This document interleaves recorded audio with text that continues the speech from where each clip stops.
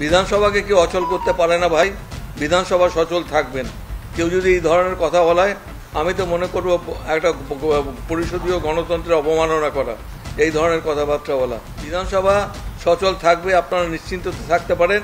এবং বিধানসভা পরিচালনা করার দায়িত্ব যখন আমাদের দেওয়া রয়েছে, আমরা আইন অনুযায়ী যতদূর সম্ভব শান্তিপূর্ণভাবে বিধানসভা পরিষদীয় আমরা সমস্ত দলের সহযোগিতা নিয়ে বিধানসভা পরিচালনা করব।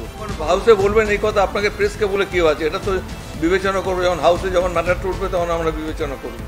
অনেকের অনেক কিছু বলার থাকতে পারে, অনেক গুরুত্বপূর্ণ বিষয় রয়েছে, সেইগুলো নিয়ে তারা উত্থাপন করবেন। সেটা আমাদের আইনত যেটা গ্রহণ করা সম্ভব আমরা নিশ্চয়ই গ্রহণ করবো, আলোচনা হবে।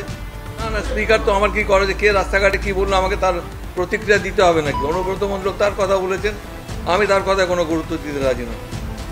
এইসব কথাবার্তা বলেনি বা কেন, আমাদের নিজেদের শুনতে খারাপ লাগে।